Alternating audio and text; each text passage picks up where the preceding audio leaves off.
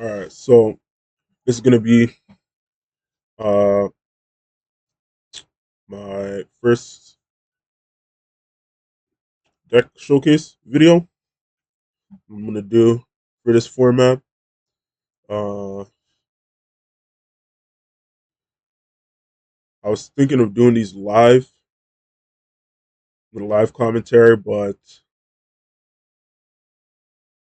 the format is kind of green, so I don't want to do a live commentary on it while it's still fresh and just yeah, not be able to really give a good commentary for it. So I recorded some games earlier, and I'm gonna sorry, I'm gonna do some kind of commentary over the games I played, and sort of just yeah, kind of give a pre-recorded take on games that I've played with these decks. So I feel like that should just be better for it. Um, and yeah, uh, maybe moving forward, I might do some live commentary. When the format's kind of later, but yeah, uh, I'll just do it like this for now. So just gonna get right into it. Don't know how many games is on here, but first game. So the deck, before I even begin, the deck I'm playing for this video is Terapagos. So I made a deck profile video on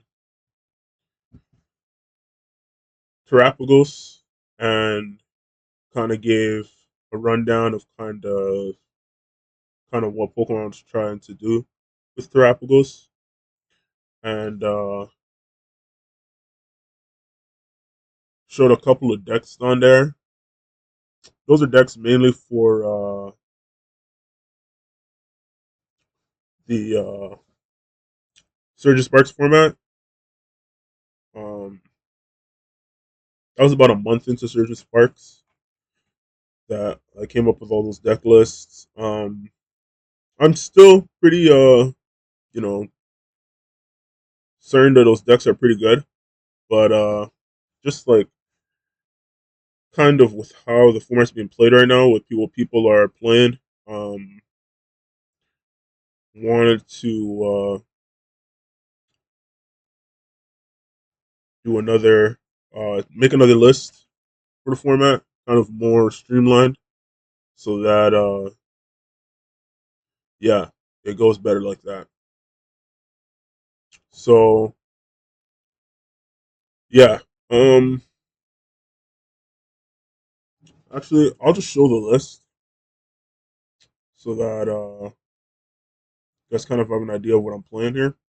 So this is Tropical's Blissey. Uh,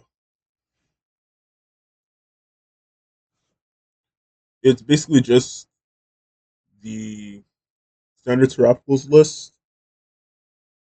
that I've been playing, except uh, cut a Noctowl line for a Blissey line, cut a 1/1 Noctowl for a 1/1 Blissey, and yeah, pretty much it's kind of a variation on the Tropicals Pidgeot list that I covered in that deck profile video. Um, so that's generally the same Pokemon that are attacking, and not really much of a difference in the trainer line or the energy line. So yeah, this is the list that I'm playing for this video. In case you're curious, um, yeah. So just get right into it. So honestly, and on to kind of just explain why I'm playing Terapagos first. Um, this format, Surgeon Sparks was pretty much dominated still by Regidrago. Um, and so best matchup, I feel like for Regidrago that I could play was Chien Pao. So I was playing a lot of Chien Pao, but this format has a lot of decks that people are playing, particularly on Pokemon Trading Card Game Live, that aren't very um Chien Pao's not really good into them basically. And so yeah, I don't want to be testing Chien Pao and just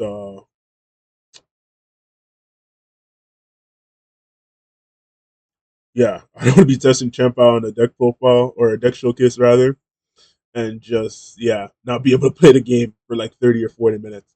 So I decided I was gonna go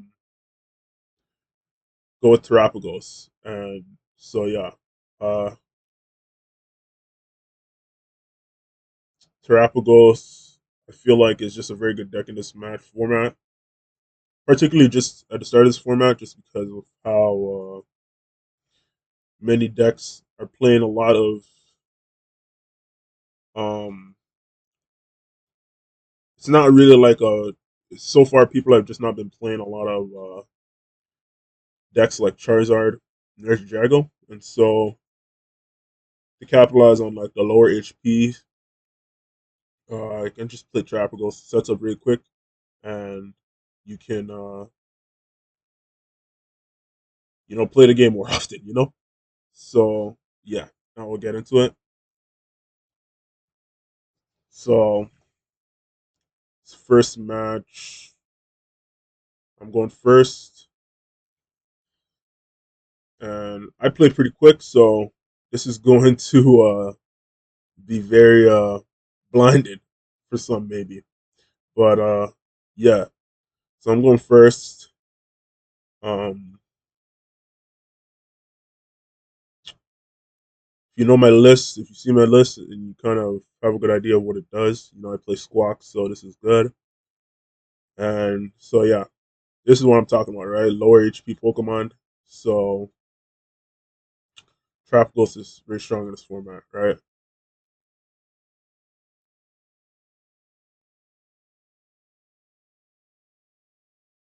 So just mapping out kind of what I want to do against this deck. Played against this deck a couple of times already, so I'm pretty familiar with it. And so I'm just like, okay, well, I have water, and this hand is kind of bad, but I can keep drawing with Greninja. And I don't have to bench a lot because this deck thrives off of the deck that they're playing thrives off of being able to get Pokemon inactive. So I'm just like, okay, I have water, and just get down Greninja and let my opponent play the game, right? If you remember my Chien Pao video, I emphasized that when you're playing decks that are not really heavy control, the more your opponent plays the game, the better, because the more informed decisions you can make, basically. Right? So, yeah. So, open Rotom. I have Jet Energy. So, I can just take out the budew and get the momentum, right? This is really mainly just a deck search.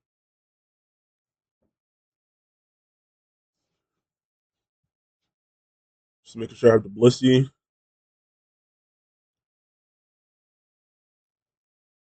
And yeah, a lot of these, sorry, these guys have been running pretty hot. So, just like, let me just get the Blissey out in case he has like an Iono or something. Or top decks an Iono. This game's pretty much closed out, but just in case he gets something, I just want to make sure I can play the game.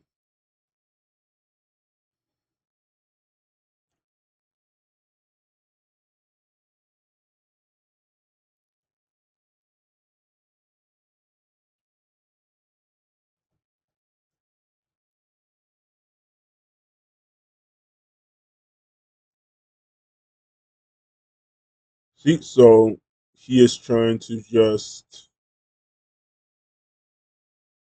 get set up. This deck is one of those decks where they set up and that's pretty much what they're banking on. They're not trying to make a board or anything like that. It's just like they call it checkmate in Pokemon, where basically you just get to a board state where your opponent can't win. It's a form of control. Um, but yeah, the key here against in Terapagos is just to pretty much, and I'm just gonna explain this quick, because I want to explain this play here too.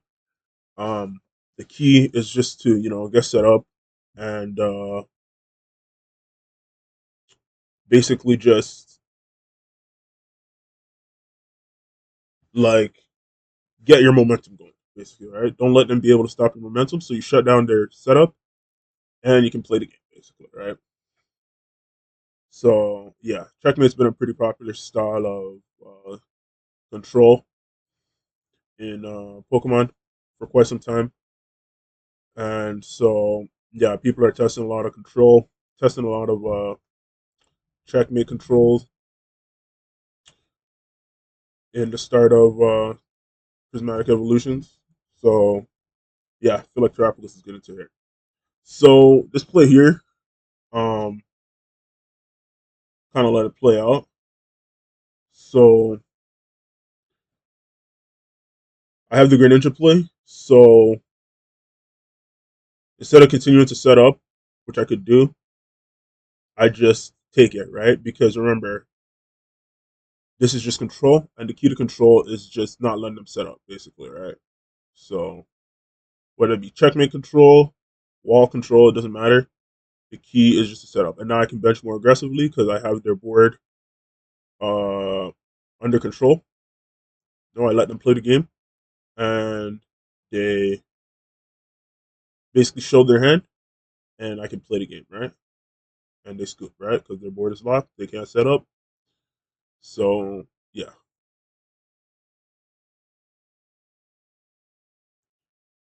so I didn't get a lot of Terapagos in that deck, in that match, but if I just set up a Terapagos and then they just gust up a Pokemon, lock it inactive, then the Terapagos setup was just in vain, right?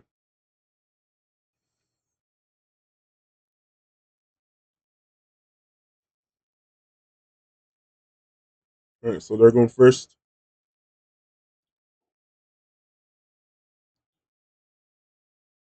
So open Terapagos here. I always want to open Terapagos,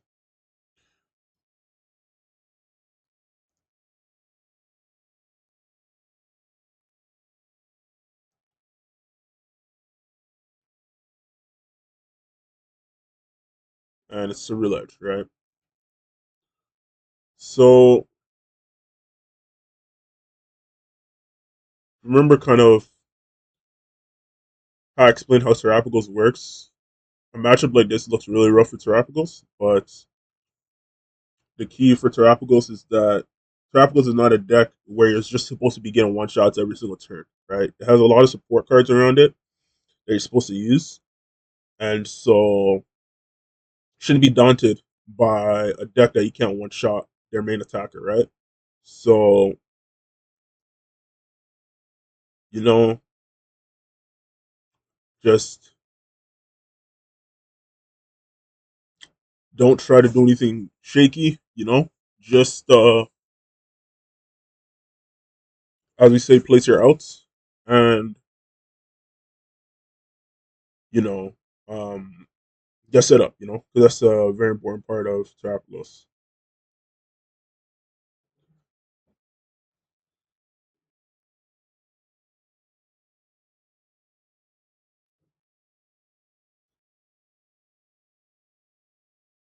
This plays a Rotom and Squawk ability. Usually they only play Rotom. This one's more of a streamlined list, so there's not really key cards that you're trying to keep, like in the Terapagos list that we've seen with like Pidgeot and stuff like that. So you don't have to worry about, oh, I need a squawk, but I have to keep my candy or something like that. You can just get the resources out and you can just play how Terapagos needs to be played, right?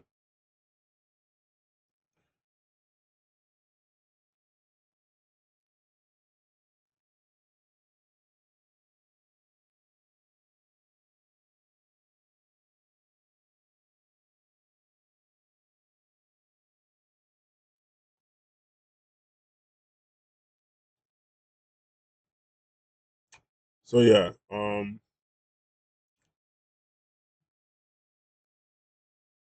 I see this and I'm just like, okay, so this is less of a uh, overtuned, I would say, version of Cerulege, and have a lot of pieces they're basically trying to get access to without discarding their whole deck. So definitely feel more hopeful against this matchup because Cerulege, yeah, some Cerulege lists very overtuned and they uh, they can hit numbers very early, right? Can't do much after that, but they can hit numbers, right?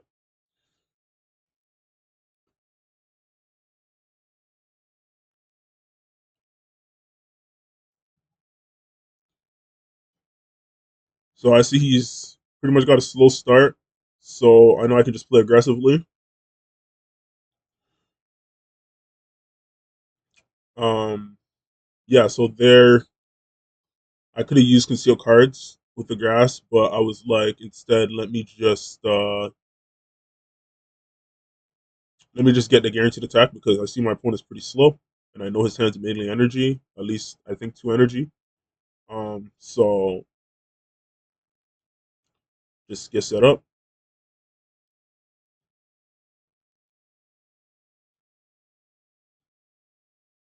The line I wanted here was to attach to Greninja, but again, he has the hoo hoo down, and so if I put the energy on the Greninja, he might just be able to go get like a boss vessel or something like that, and then just chase the Greninja, right? So I just wanted to put energy on the Terapagos. Um, that's gonna bite me in the butt. But yeah, right. I just want him to play his game, right? This is not a control deck that I'm up against, and so you know this is more of a standard game of Pokemon, right? Where you're basically trying to psych your opponent out, and you're trying to, you know, um, just play your game, right? Not try to give too much information to your opponent, right? So yeah, I said I should have attached to the Greninja, but yeah, it just gives him a line that I'm not too happy with, right?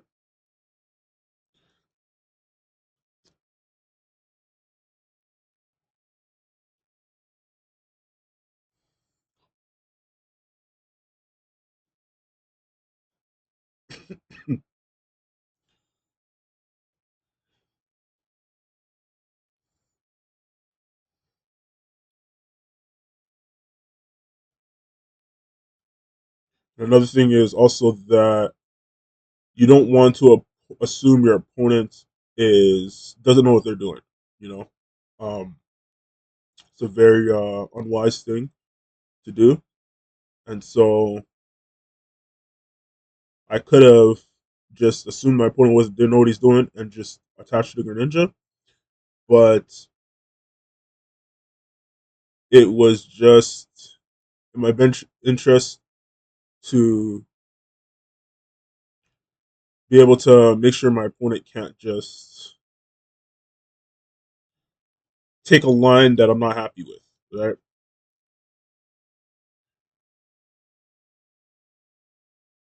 And that black card is a Scoop Up Cyclone. It's kind of bugged right now. So yeah, then on my turn, I do the happy switch onto Greninja, and I'm pretty unhappy because yeah, I could have had the Cyclone and then attached to Greninja, and then got knock on both his Charcadet on his Ceruledge, and the game pretty much would have been over after that, right? But I just had to take the KO on the active. That's fine, right? Because again, Terapagos has a lot of ways that I can win games, and so it doesn't have to necessarily um, be just you got the right line every single game, right? Terapagos can catch up in a lot of different ways, so yeah.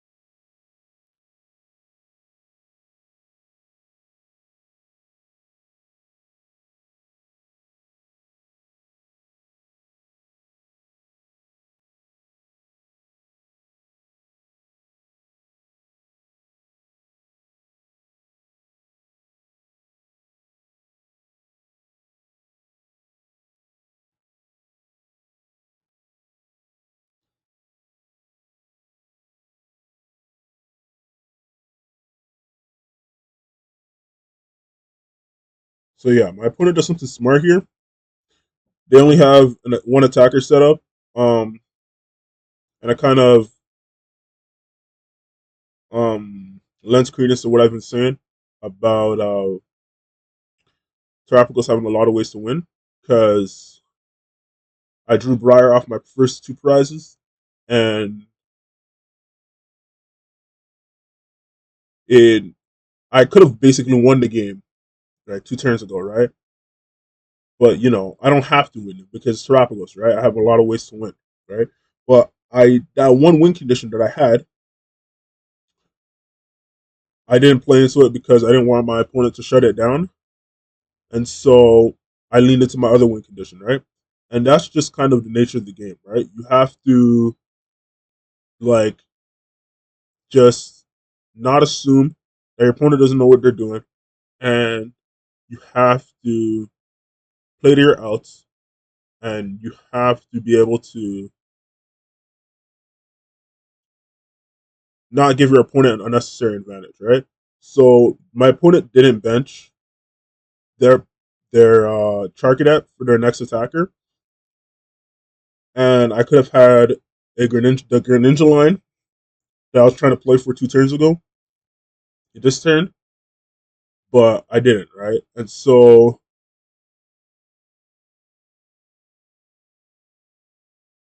I have to set my opponent's momentum down and just take the momentum back here. Hopefully, they didn't make a mistake or something. And so I just took the Greninja attack because I'm assuming they have a boss. So if I attack with Greninja, they'll just take the momentum either way. Um, and yeah, right. So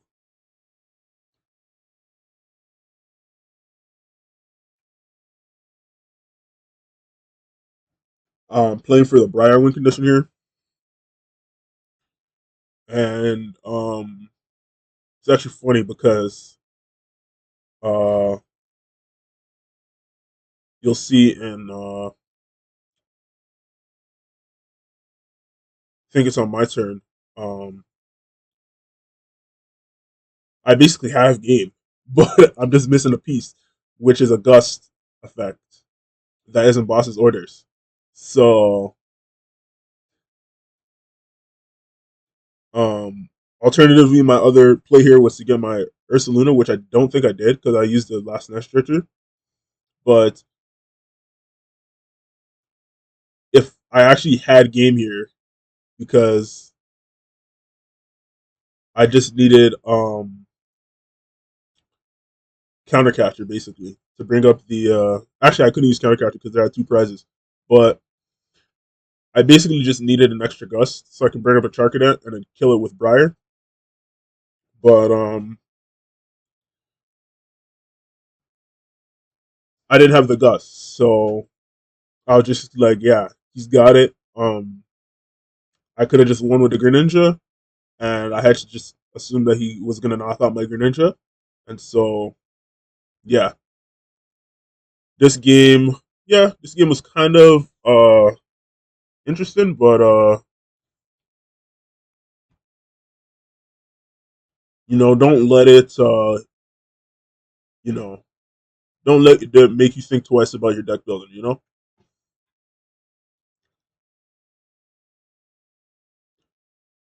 So going first here.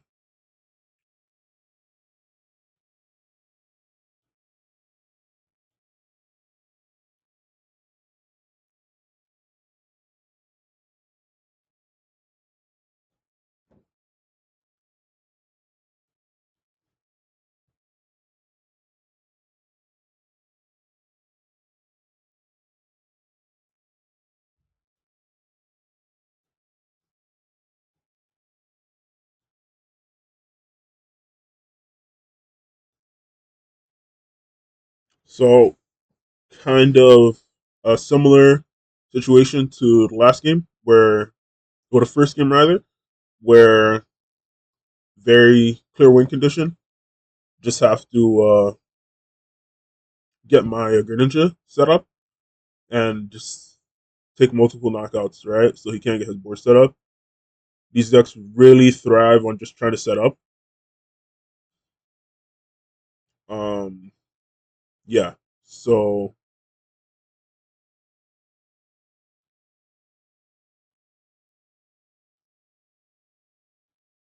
Ten's all right, but just want to get to Greninja, so just trying to do that as quickly as possible, right?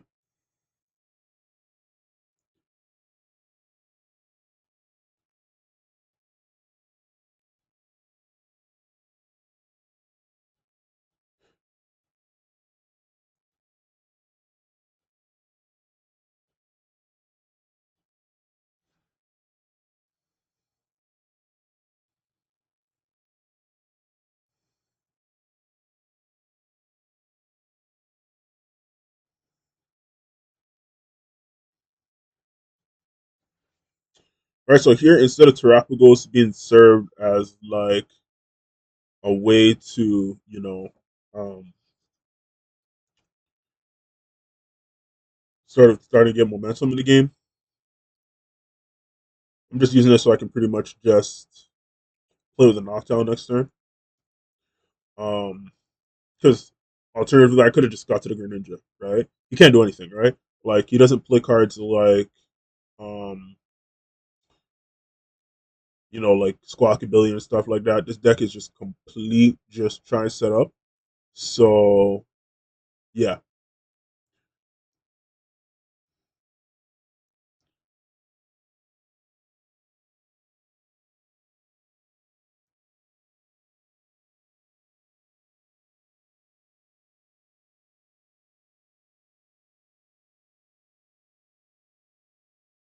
so you can see he's running hard, right? Like he got open two rescue boards, and he's just like, "Yep, got it," right?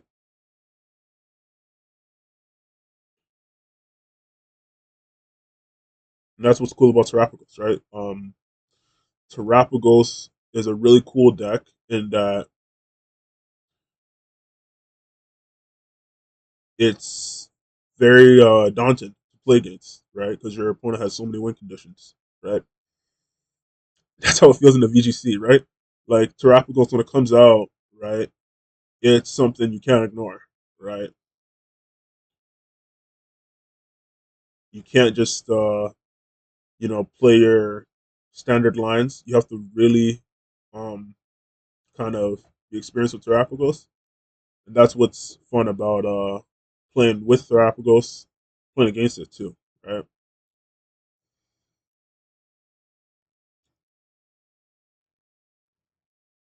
So he pushes the Mimikyu because he sees I try to set up the Terapagos, and I have the out, right? And it's not like, oh, he forced me to attack with Rotom. His deck has to set up, and if I can stop him from setting up, I win. That's basically it, right?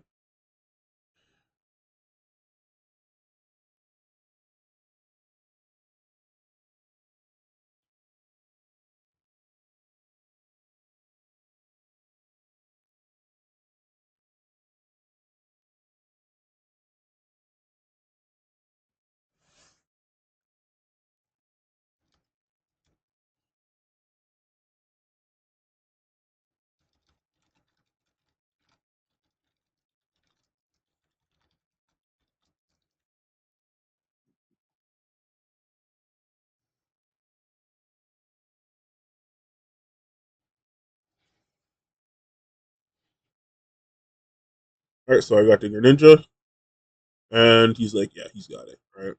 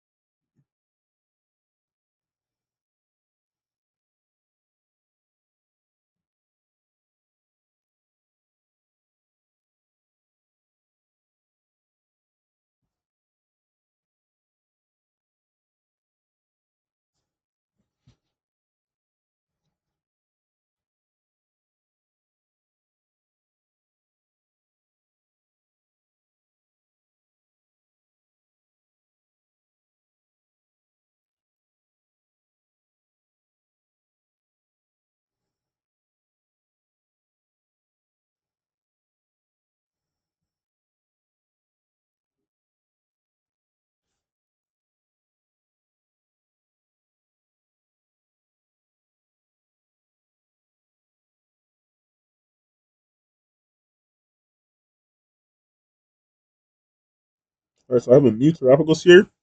Um, still open Terapagos. Um,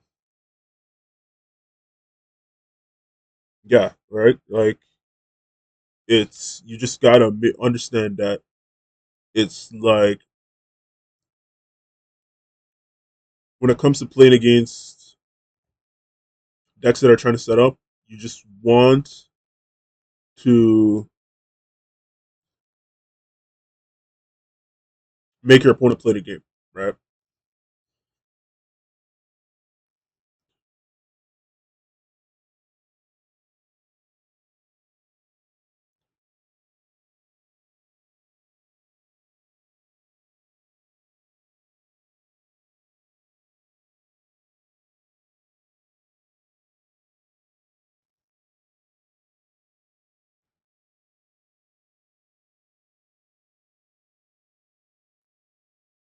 And tabletop is much different than playing something like Pokemon Trading Card Game Live, right? Because um,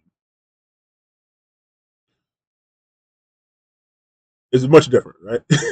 Like you could be the best um, Pokemon Trading Card Game Live player.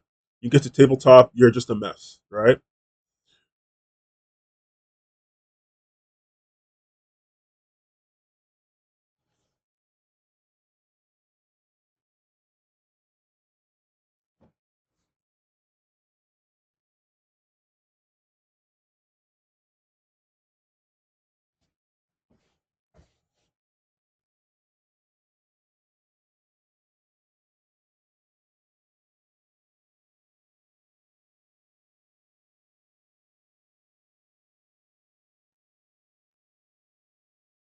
So it's Gardevoir,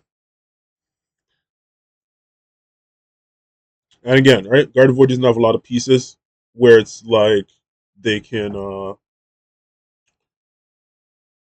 you know, kind of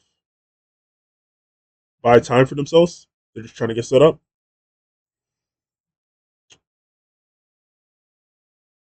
and might here might be a pretty hard play to navigate for some players between stopping them from drawing or stopping them from setting up. And if you understand Terapagos, you understand that Terapagos doesn't want to give their opponent any room, right? So you just stop the setup, right?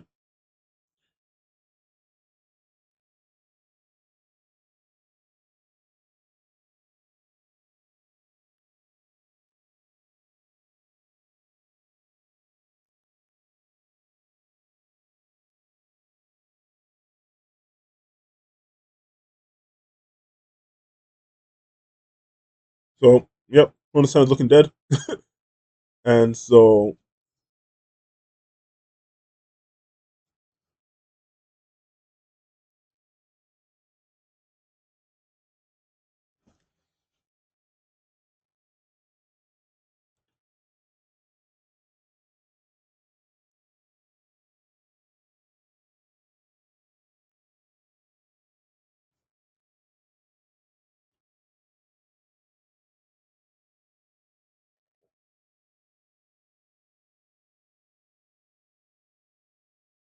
yeah, so here, like the squawk, I was hoping I was going to hit an area zero so I could set up my board.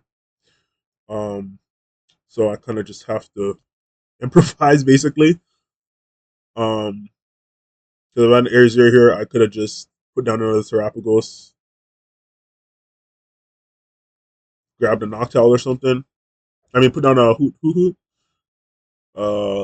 grab a Noctowl, just uh, got like Ultra Ball, Nest Ball, and then just happy switch on to Terapagos, Scoop Cyclone, and just continue to attack, right? But I didn't have that, so I'm just improvising basically. Just want to push um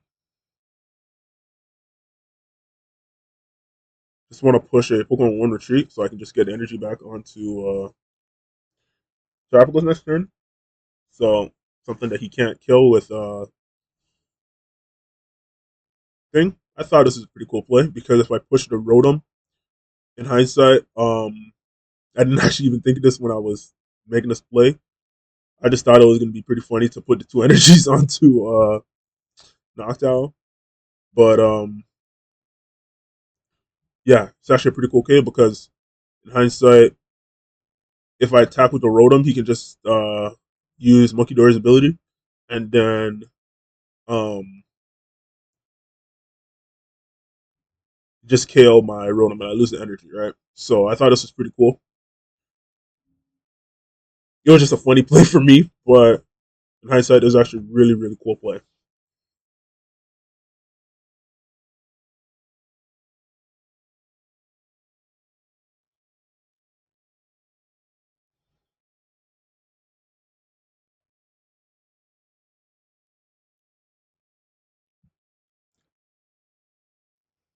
So yeah, it's not just about like, gosh, like I just have to like what it we call it slow playing in the trading card games. But it's like I don't have I just it's not just about like, oh, I just have to sit there and just come up with a perfect play for every single turn. Um People say, the perfect player, if you play perfectly, X deck will always win. But I say if you play perfectly, then you'll always run into ties, right? And so it's better that you just, play to your outs rather than slow playing. Because that's ultimately what it is. You're not coming up with you know, you're not coming up. It's not like the stakes are not high to the point where you have to, you know, come up with a play that's just going to devastate your opponent. You know, you're giving your opponent too much credit, basically, right? Like you really just have to kind of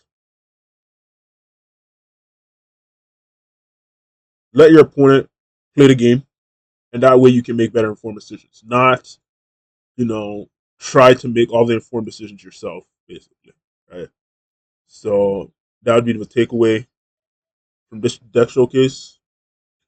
If you want to study it, and yeah, um, I like this style.